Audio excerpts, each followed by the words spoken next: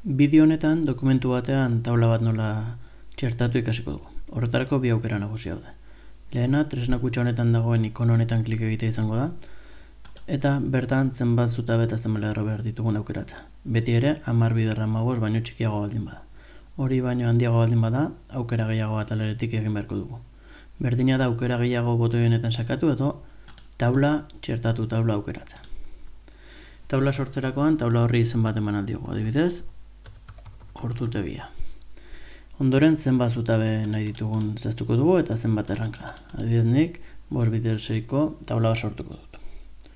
Hurrengo aukerak hemen ditugunak izenburua. Izenburuak esan nahi duena da taula bateko lehenengo lerroan, hemen zehazten badugu lehenengo lerroa, bertako edukia izenburua izango dela esatea da. Eta orduan taula honek orrialde bat baino gehiago okupatzen badu edo hartzen baldin badu, hemen jartzen duen bezala, horri guztietako lehenengo lerroan izenburu hori agertuko da. Aukera honekin berriz, ezatitu taulak horri batetik bestera, taula bat horriaren amaieran baldin badago eta ez baldin badak abitzen, bi horritan banatzen ditu. Baina aukeratzen badugu, beti ere, hurrengo horrira pasako du eta taula hori ez du inoiz zatituko. Nik aukera hauek oraingoz kenduko dizkiot. Eta gero hemen estiloi dagokionez, estilo ezberdina ditugu, LibreOfficeek ematen dizkigun, itxura ezberdinak. Nik oraingoz itxura gabe egingo dut eta erakutsiko dizuet, guk ere itxura nola eman. Beraz, taula arrunt bat txertatuko dut. Taula honetan, adibidez, ikastetxe bateko ordutegia sartuko dut.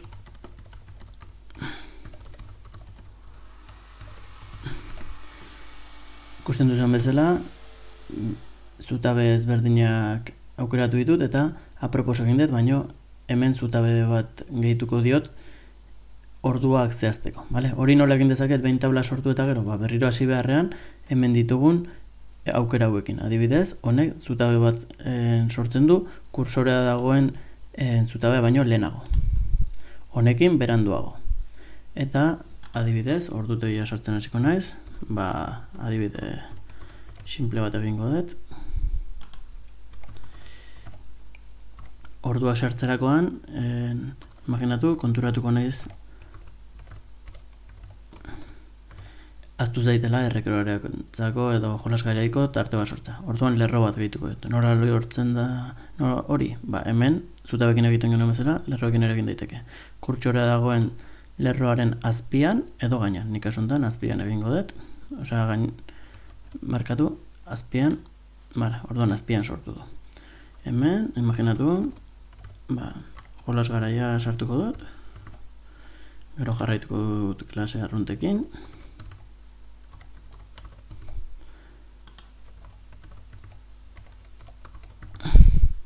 Eta ikusten dut hemen ere, adibidez, bazkal ordurako tarte bat beharko nukela, baina oraindik ere beste bi lerro falta zaizkidala, arratsaldeko klasetarako, Orduan bi lerro gehituko ditut, hemen jolastu ordua, bazkaltzeko ordua utziko dut, adibidez, hau denak ordutegi fiktizioa dira, baina adibide bezala, nik uste dut ulertuko dela zertan nabilen.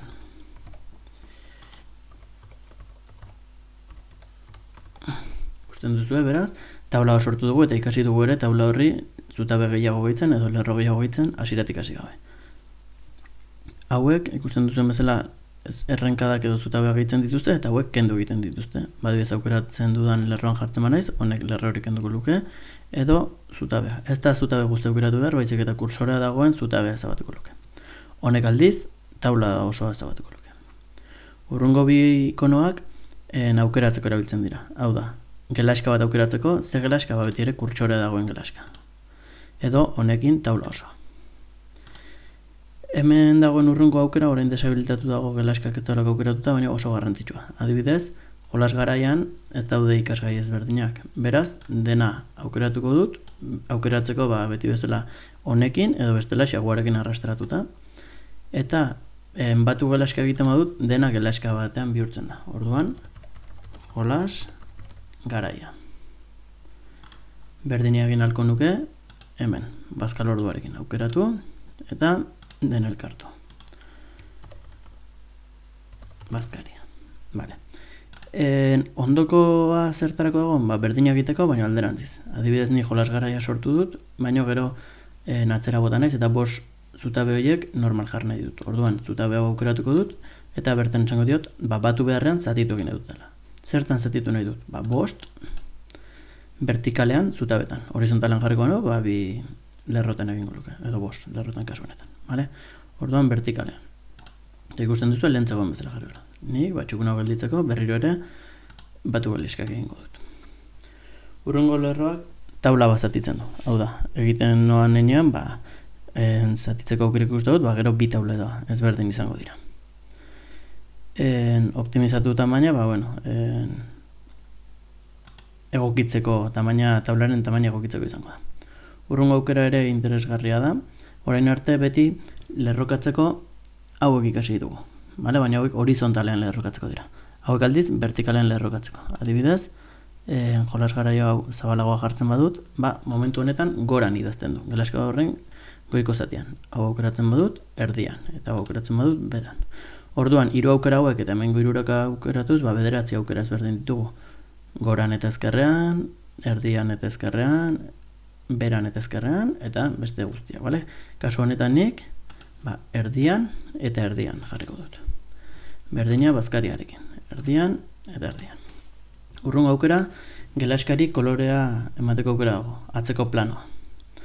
Orduan, gelaska aukeratzen dut, bai horrela edo horrela, eta kolore bat emango diot. Adibidez, berdea. Eta bazkariarekin berdina. Ikusten duzu, guztiz aukeratu gabere, berdina egingo duela.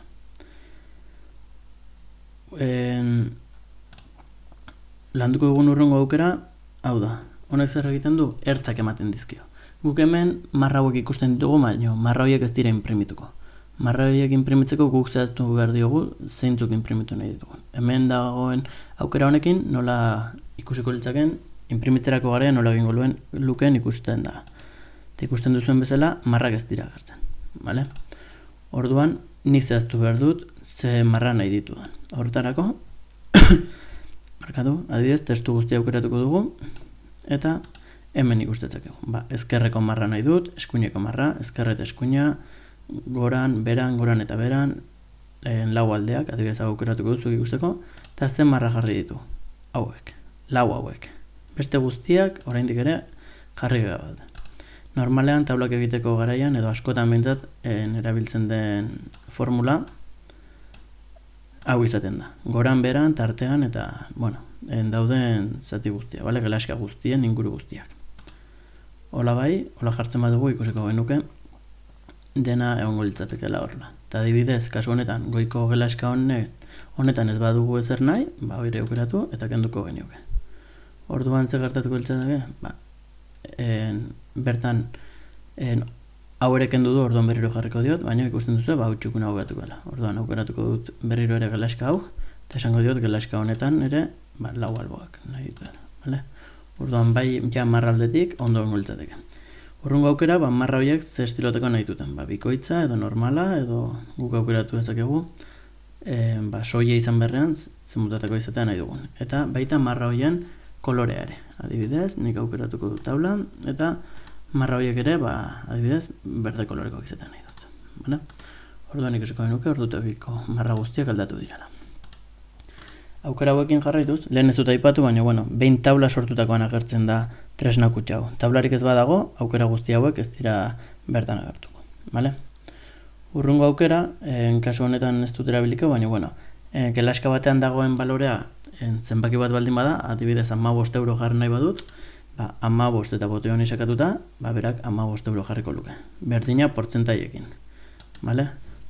0,2 idazte badut, honi eman, eta berak ja eunekoa jarriko dio. Guk ez dugu idatzi behar ez euneko simboloa, eta ez da euro simboloa ere. Berak ja, badaki zenbotatako zenbakia diren, eta zenbaki hori jartzen. Berdina 10 eta azkenik hemen, zenbaki formatuak emate badigu, askoz ere formatu gehiago daude. Adibidez, txampon bat euro izan beharren beste bat izatea, data motako gelaska bat izatea, ordua, guk aukeratu ezakegu eta ja ordenagailoa badaki gelaska horretan dagoen informazioa zen motatakoa den.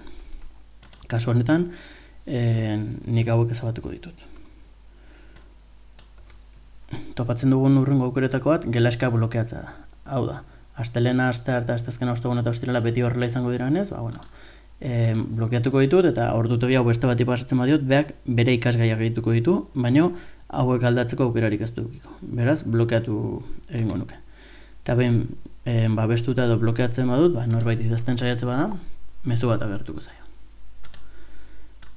Hauek ere jarriko ditut, belztuak, txukunago geratzeko, eta egokituta altuerari. Eta azkenik hemen ditugun hauek, matematikako batuketa, formulak, hauek gehien bat LibreOffice Calquen erabiltzen dira, kalkulu horrietan, baina hemen ere egin dezakegu horrelako zerbait. Adibidez, hemen 5 zenbakia sartzen badugu, eta hemen 4 zenbakia sartzen badugu, eta bien batura nahiko bagenu, hemen baturari emango genioke eta beak egiten du. Batuketa zerrena, hau, gehiago. Eta ikusten duzu automatikoki hori egiten duela. Orduan hemen 4 jarri berrean 8 jartzen badut, zenbaki hau ere automatikoki aldatuko da. Hau normalean kalkulu horrietan egiten da, baina jakin ezazue dokumentuetako horrietan ere egin aldela, bale?